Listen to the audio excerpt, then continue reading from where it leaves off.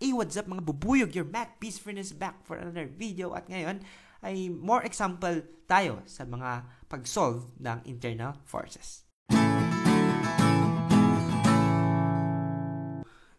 Drawing natin yung beam. Yan. Medyo maganda yung beam natin. So kung makikita nyo pala mga biso, meron tayong mga external forces dito sa taas, no? External loads. And kung makikita nyo, meron tayo ditong isang, gamit tayo ng black. Ito, kung makikita nyo to mga bis, no? This is a UDL, no? Uniformly Distributed Load. So, ayun, Uniformly Distributed Load. And dito, meron tayong triangular. Tama ba? Triangular Distributed Load. Yes, I think so. Triangular yung shape niya. And alam natin mga bis na itong mga loads na to, pwede natin siyang i-convert into a point load para iisa lang yung load na nakikita natin. Para mas madali nating ma-perform yung mga kailangan nating solutions, mga equations, ganon. So, itong rectangle na to, tsaka itong triangle, gagawin natin yung iisang point load. Kasi nga point, diba? So, iisang point lang yung tinatawa niya. So, i-convert natin yan. So, take note, mga bisno, kung naalala nyo sa statics natin, ang magnitude ng load na yon is equal sa area din ng ito, yung area ng shape na na-form yan, di ba? So, for example, itong ating rectangle, itong ating uniformly distributed load, yung magnitude niyan is equal sa area, and area niyan is 3 times length times width, di ba? Length times width area, tama. Yung area niya, which is 3, times yung height niya, which is equal yan sa 10 to mga bis, no? Yan lang nasabi, 10 yan. Dito yun dapat. 10 yung height nun. So, 10 times 3, mga bis, is 30. So, 30 kilonewtons. So, yung buong to, kapag i-convert mo as point load, 30 kilonewtons. Pero, yung next question is, saan siya naka-point? Ano yung location niya? Basically, yung location ng mga bis, since rectangular siya, nasa sentro lang, di ba? Doon yung centroid niya. Centroid ng force. Tama. I think so. Tama. So, dito siya nakatutok, which is sa sentro. So, kapag sentro yan, yung 3 na to, hahati niyan sa dalawa, 1.5 and 1.5. So, dito tayo, balik tayo dito, mga bis, no? So, sabihin na natin dyan, yung 3, hatiin natin yan sa 1.5, 1.5. Ang pangit ko talang mag-drawing, my God. Ayan.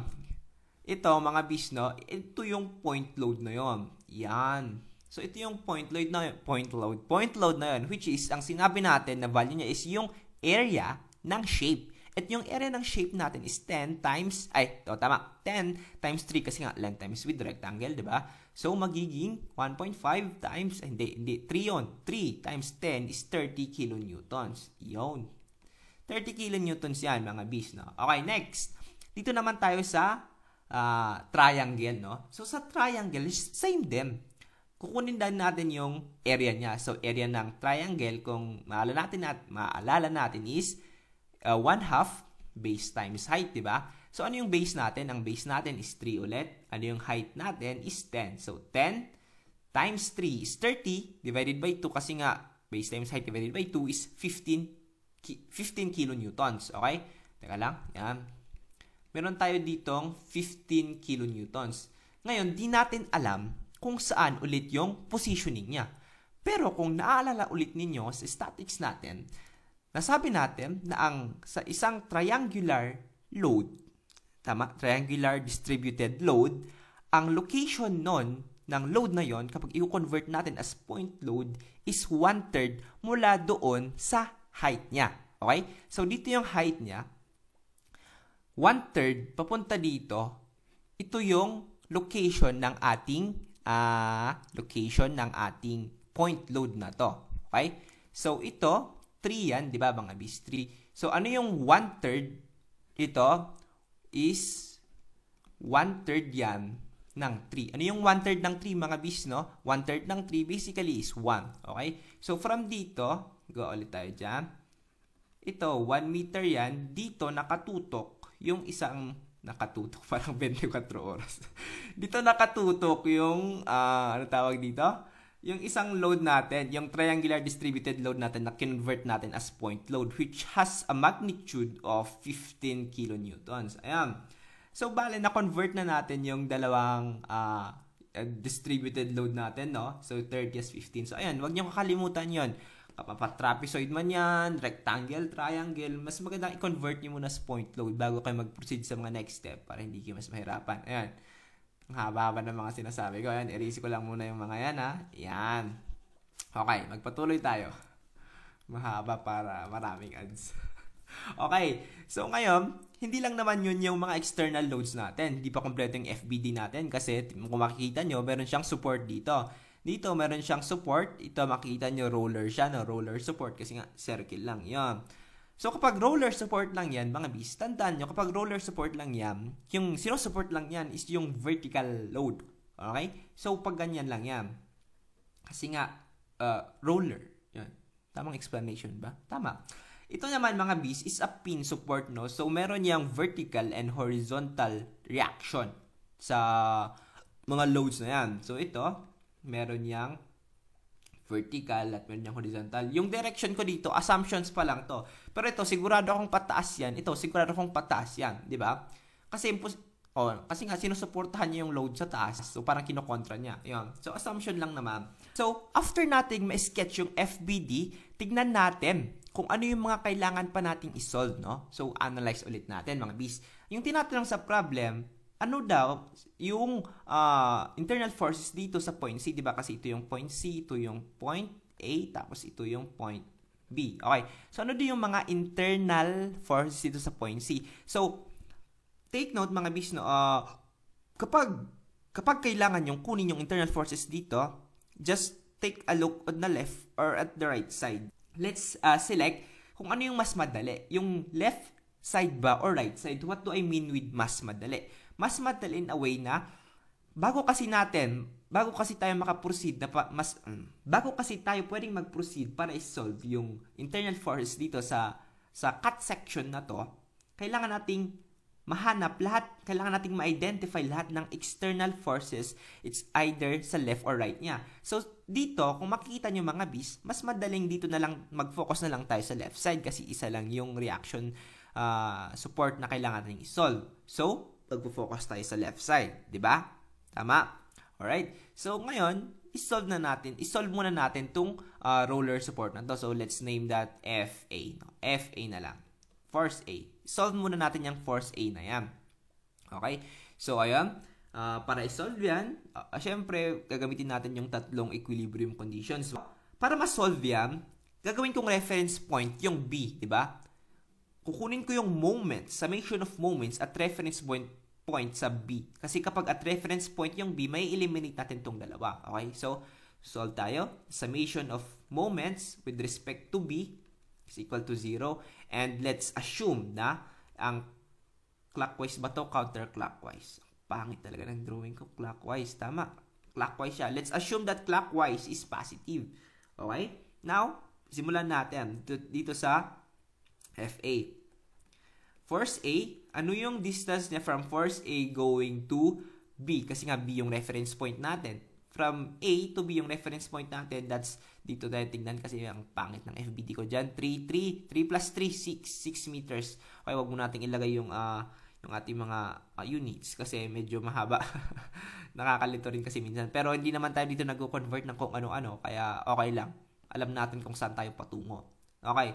Ito, since yung force niya is pababa, pag ganun siya, di ba? Iikot yan. Bang! Kasi yung force niya galing baba. Bang! So, magiging clockwise siya. Clockwise. Tama, clockwise. So, positive. Next, dito naman tayo sa 30 kilonewtons. Yung 30 kilonewtons, mga bis, no?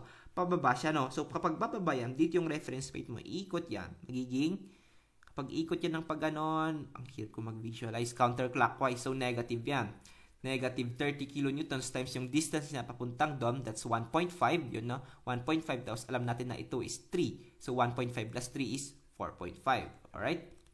Next naman, itong 15 kilonewtons. Itong 15 kilonewtons, yung ano rin niya is counterclockwise nga. Kasi, di ba, pag ganon, turing, di ba? So, counterclockwise. So, negative siya. Negative 15 kilonewtons. Ano yung perpendicular distance niya papuntang B?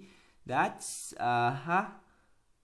1 to, sabi natin, di ba? 1 to. So, ibig sabihin 2 yan. So, 1, so 2. Tama. 2 yung distance niya. Is equal yan sa 0, mga bis. So, yun mga bis, no? Masusolve na natin yung value ng FA.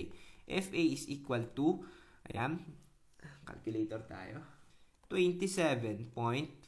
Alright? Now, alam na natin kung ano yung, anong tawag dito? Alam na natin kung ano yung value ng FA.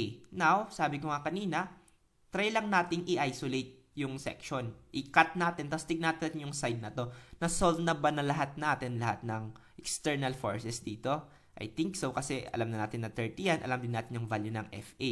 So, pwede na tayong mag-proceed sa next step. Pwede nating i-solve yung internal forces. Ito yung pinutol natin, di ba? Yung first, yung normal force natin, assuming lang yan. Ito yung ating normal force. Tapos yung ating shear force, yan. Yung shear force natin is, yan, assume din yan. That's letter V. At ang ating bending moment, assume din yan. So, yan yung ating M. Right? Ito, mga bis, ang distance natin dito, mayroon tapos ilagay natin yung mga loads. Ito yung ating 30 kilonewton point load. Tapos dito, mayroon tayo ditong, ano ulit yun? 27.5 kilonewtons. Okay, ngayon mga bis, isosolve na natin. Isosolve na natin yung M and VM. Gamit ulit yung equilibrium equations, di ba? Ang ating equilibrium equations, yung tatlong yan. So, unahin natin ang ating summation of forces acting on the y direction is equal to 0, assuming that upwards is positive. Okay, so ano yung mga nasa vertical direction natin? First, we have 27.5, positive yan kasi pataas, minus 30 kilonewtons kasi pababa yan. Tapos yung ating inassume na ito ang ating shear force which is pababa. So, assuming that's going down, so minus V, okay, is equal to 0 kasi nga pababa which is negative. Now, masosolve na natin yung value ng V. Ang value ng ating V, mga business, transpose natin sa kabilang side ng equation. Ito magiging V is equal to 27.5 minus 30 kilonewtons. So, ang value ng V, mga bis, is equal yan sa 2.5, tama ba? 5. Negative 2.5 kilonewtons kasi nga 27.5 minus 30.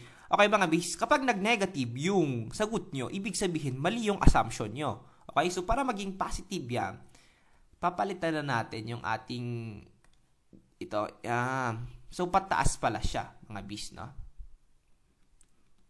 Yan.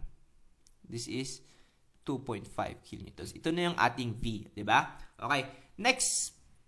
So, nasolve na natin yung shear force. Check na yung shear force natin, di ba? So, shear force, commonly, vertical yan. Okay?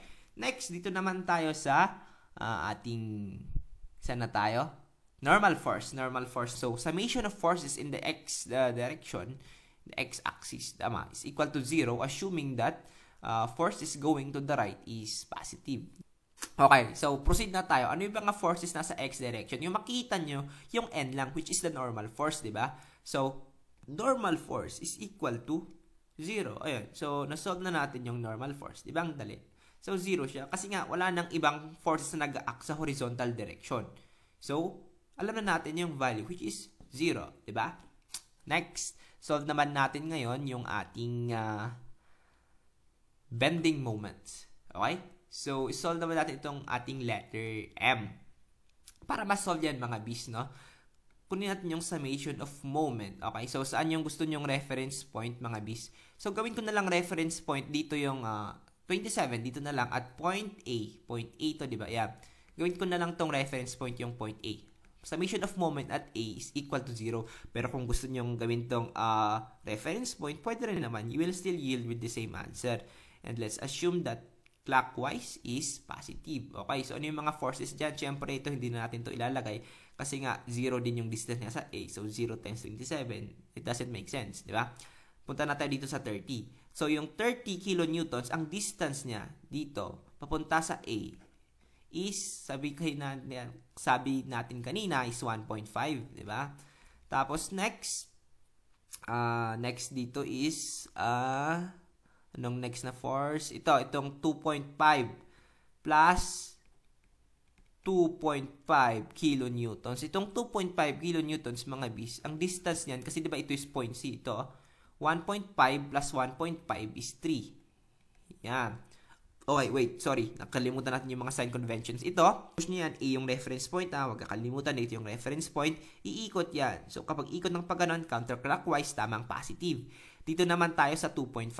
Ang 2.5, pataas naman. So, kapag ikot yan ng pagganon, counter, diba? Tama. Counterclockwise, tama. So, ito, yan. Ito, mga bis, no? Negative dapat to, yan. Kasi nga, yung 2.5 negative, kasi counterclockwise, tama. Okay, tapos, wag nating kalimutan, meron pa tayo dito yung moment M. Itong moment M, hindi siya force, moment siya. So, hindi natin kailangang i-times yung distance niya dito. So, moment talaga siya. So, as stated here, ang assume natin is, it is in a clockwise direction. So, positive plus M is equal to 0. So, from this, masusolve natin yung value ng ating M. Okay, so, solving for M, moment, mga B's, is negative 37.5. Ang unit niyan is kilonewton meter. So, negative yung ating sign convention. Ibig sabihin, mali na naman yung ating assumption. So, para maitama yung ating assumption, palitan natin yung convention niya, which is dapat papunta sa direction na counter. Tama, counterclockwise. So, moment is equals to 37.5 kilonewton meter counterclockwise cc. Parehas din pala sa clockwise, no? Counterclockwise. Yun, basta ganun. Okay? So, yan. Okay, mga bis, no? So, nga, nisusolve natin to. Medyo mabilisan. Okay? Simulan ulit natin. Sabi ko nga, always start with the FBD. Okay? So, draw natin yung FBD. Chan, chan, chan, chan, chan, chan. Chan, chan, chan, chan, chan, chan. Okay. So, mga bis, sabi ko nga ulit kanina, kapag meron tayong distributed load, gawin nating point load. So, ito, 5 times length niya, which is 5 yung height nun. Tapos length which is 2 plus 2 plus 2 is 6. 5 times 6 is 30. So, yung 30 kilonewtons is nakadirect yan sa sentro kasi rectangle lang na, rectangle. Basta, yun. So, ito, since nakasentro siya, ito, 6, di ba? 6 yun. 6 divided by 2 is 3. So, ito, 3 lang yan. So, aside doon sa force sa 30 kilonewtons, ano pa yung ibang mga forces? Wala na, di ba? So, i-carry lang natin yung mga, tawag dito, mga hinge, pin. Tama, mga pin support dito. At ulit, at sabi ko nga ulit kanina, yung mga pin support natin is both horizontal and vertical. Meron yan. Yan. So, ayan. Yung tinatanong sa question, okay, so nagawa natin yung FBD. Ngayon, wag muna tayong mag-proceed sa pag-solve nitong ating, itong ating mga, ito, di ba? Kasi, i-check muna natin kung ano yung kailangan natin bago tayo mag-proceed dyan. Okay? Sabi dito, determine the resultant internal force, shear force, and bending moment at point C. Ito at point C. Ito yun, saan yung point C? Ito. At point C in the beam. So, mga bis, kapag ikakat natin yung section na to, titingin lang tayo sa left or right side. So, yan. So, kapag na-cut yan.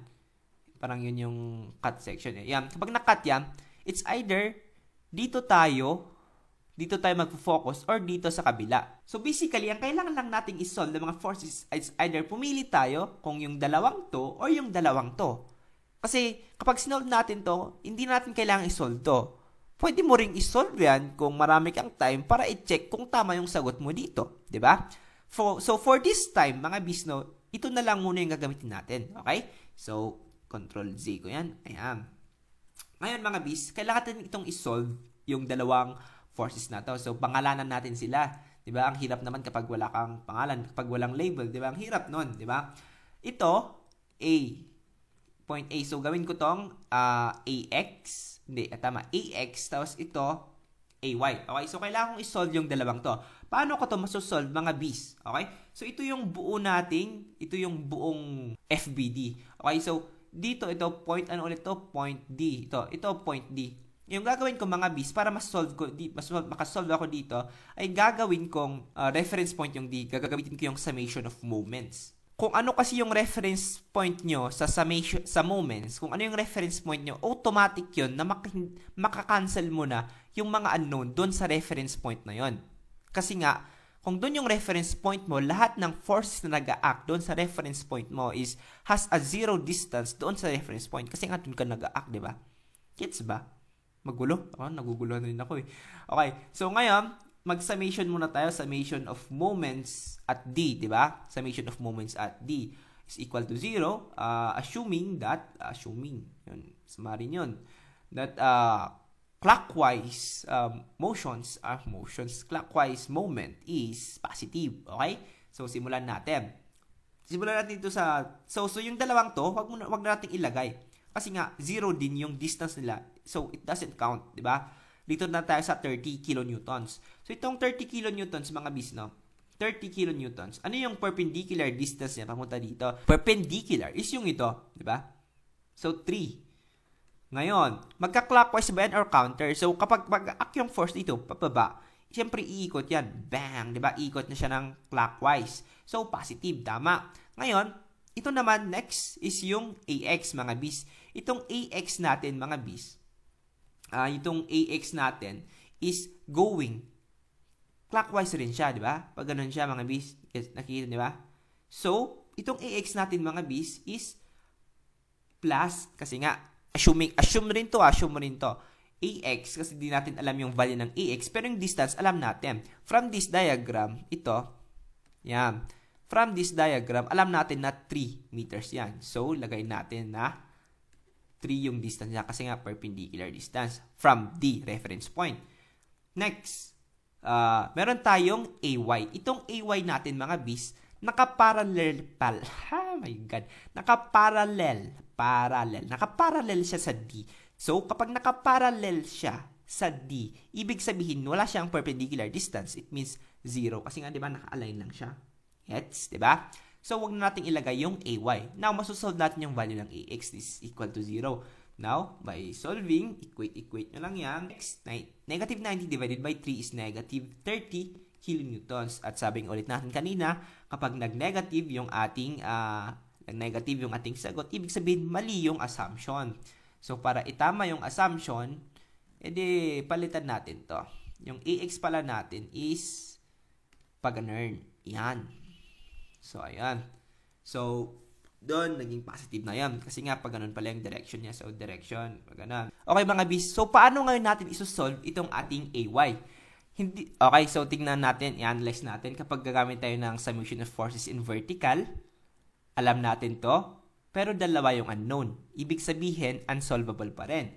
Kapag gagamit tayo ng moment, kahit reference point natin is D, unknown pa rin. Kapag reference point natin is A, unknown pa rin. Hindi natin masosolve. So, ngayon, kailangan nating gumamit ng ibang technique. Kailangan nating i-isolate yung members nitong ating body. So, gawa ulit tayo ng bagong FBD. I-isolate ko ulit yan. Ngayon, mga bis, ilagay ulit natin yung mga forces. Ito yung ating AX. Tapos, ito yung ating AY, AX. Note that this is point C and this is point B. Okay. So, since in-isolate na natin itong tinanggal natin, parang method of members. Method of members. Di ko alam. Nag-invent ako ng method. Basta meron yun eh. Nakalimutan ko. Pero meron yun. Yun yung tawag dito. Ngayon, since tinanggal natin itong B, ibig sabihin, may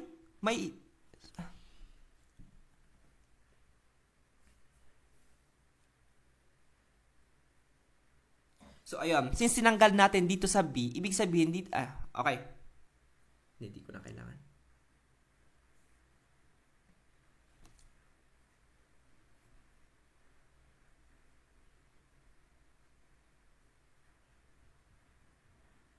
Okay. Okay. Okay, mga bis. Okay. Ngayon, mga bis, okay, ngayon mga bis, yung 30, wag natin kakalimutan, yung 30 is andito yan, diba? 30 kilonewtons. Pak. This is equal to 3. Okay, so ngayon mga bis, nung na-isolate natin to, kung makikita nyo, pwede na nating ma-solve yung value ng AY, diba? Kasi pwede nating gamitin yung summation of moment at point B, diba? At point B, kasi kapag at sa mission of point B, wag nating kalimutan, meron palang forces dyan, no? Pero hindi na yan nakakasagabal. Kasi, yung reference point natin at B, makakancel out din yan, di ba? So, summation of moments with respect to B is equal to 0, assuming that clockwise direction is positive. Okay, so, solve na natin itong 30 ulit. Itong 30 kilonewtons, ano ngayon yung distance niya from B? So, kung makikita natin, dito, di ba, 3 yan. Tapos yung ito, 3 rin. Pero from B to C, yung B natin is ito eh. Ito yung B natin eh. From B to C is 2. Pero nasa gitna sila. So, ibig sabihin yung ito, 1 lang yan. Magulo, di ba? Isulat nyo lang mas maayos. Okay, next. Dito naman tayo sa, tapos na tayo dyan. So, yung distance nito hanggang papunta doon, yung sinasabi natin. Kasi nga, respect to B. Next, yung AX naman, mga bis. Itong AX, mga bis, parallel siya sa B. Ibig sabihin, wala siyang perpendicular distance, which is 0. So, no need to lagay kasi, wow, konyo, no need to lagay. Hindi na kailangang ilagay kasi nga magsi-zero. Next, dito na tayo sa AY, no? Dito naman tayo sa AY.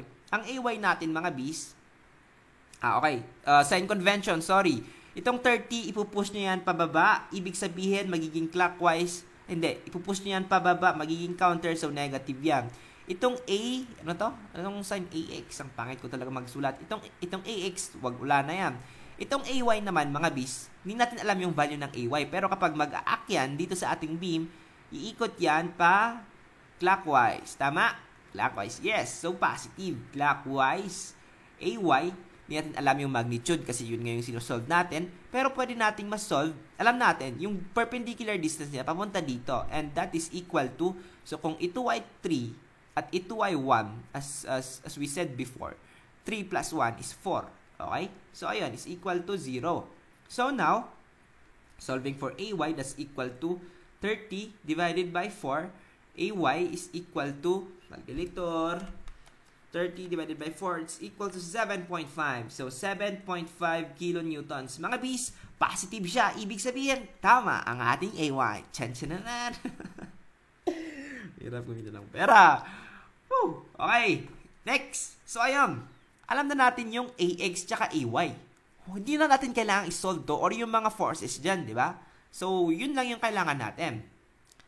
Di ba? So, sulat ulit natin dito. AX is equals to 30 kilonewtons. AY is equals to 7.5 kilonewtons. So, ayun mga bis, no? Since alam na natin kung ano yung value ng AX and AY, pwede tayo mag-proceed sa pag-solve ng internal force dito sa section na to. So, pwede natin na siyang hatiin. Okay? So, consider lang natin yung left. Okay? So, kapag gusto mong i-check kung tama yung sagot mo dito, i-solve mo to. Pwede rin naman. It will still give you the same answer. Yun nga lang, different signs kasi dito ka nagbe-base from sa side na to, 'di ba? Pero parehas lang yung magnitude na makuha mo. Promise. 'Yon. Okay. So ihati na natin 'yan. Pak pak pak pak. Bam. This is point A, this is point C. Okay mga bis, and this is equal to 2 meters AC, 2 meters. Yan, 2 meters. Ngayon mga bis, ilagay na natin yung ating mga forces. Una, meron tayo ditong AX. Tama to, hindi na to assumption. Yung AX, tama na yan, which is AX is 30. Tapos, yung AY na pataas, AY, that's 7.5. Ano po yung ibang mga forces dito? Ilalagay din ba natin yung 30 sa gitna nito? Guys, hindi. Kasi yung 30 na yun, nag-aak lang yun sa buong ito. Diba? So, hindi natin yun ilalagay as a whole. Yung kukunin lang natin is yung area lang na to. Diba? So, this is 2 meters times 5 is 10 kilonewtons. So, ito lang mga bis, yan. 10 kilonewtons. So, kung ano yung location yan, syempre rectangle lang yan sa gitna. So, this is 2 meters, yan. 1 meter lang yan, mga bis, diba? Okay? So, nailagay na natin lahat ng external forces. Ngayon, ilagay na natin yung mga internal forces. So, mag-assume lang tayo. Let's assume that this is N, the normal force. Assume natin na pababa yung shear force, V. And assume natin na counterclockwise yung ating moment, letter M. Okay? So, solve ulit natin gamit yung equilibrium equations. summation of forces in the x direction is equal to 0, assuming that going to the right is positive. So, negative 30. Kasi pa going sa left, and n. Yun lang naman yung nasa horizontal natin, di ba? Plus n. Kasi nga, to the right equals 0. Thus, n is equals to positive 30 kilonewtons. Ibig sabihin, mga bis, no, tama yung assumption natin, which is going to the right yung ating internal force, di ba? Na internal normal force. Okay, next. So, check na yan. Next, isolve naman natin yung summation of forces in the y direction. Assuming that is equal to 0, assuming that yung pataas is positive. Ano yung mga nasa vertical? We have 7.5. 7.5 is positive kasi pataas.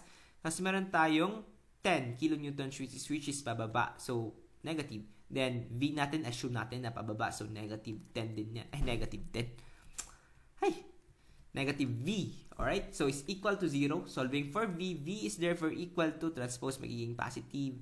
Ito, magiging negative 2.5 kilonewtons, mga bis. Negative, ibig sabihin, mali yung assumption natin. So, dapat, para tama yan, balik rin lang natin. Diba? Oh my God. Wala. Yan. Para maging tama yan, balik rin lang natin. So, yung tamang assume natin is pataas siya.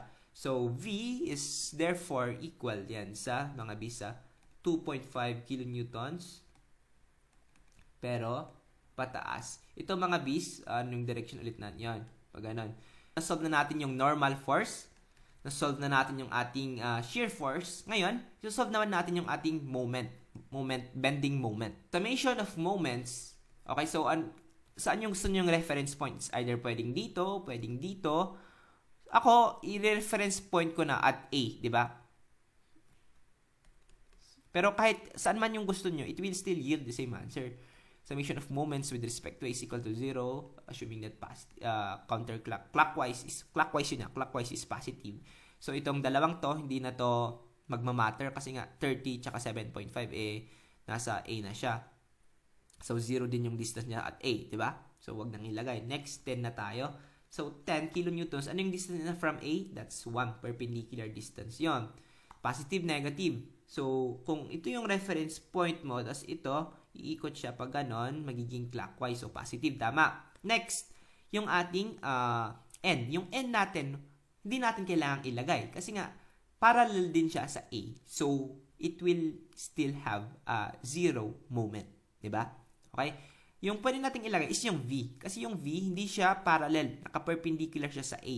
So, ngayon, itong V natin, kapag nag-act yan, it will go counter, diba? Baliktad.